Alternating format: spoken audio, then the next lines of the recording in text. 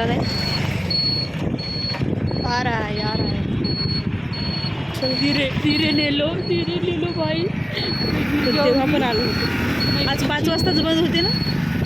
हो हर गेट पाशी उतऱ्यापासून सावध राहा. हमारी मंजिल आ गई.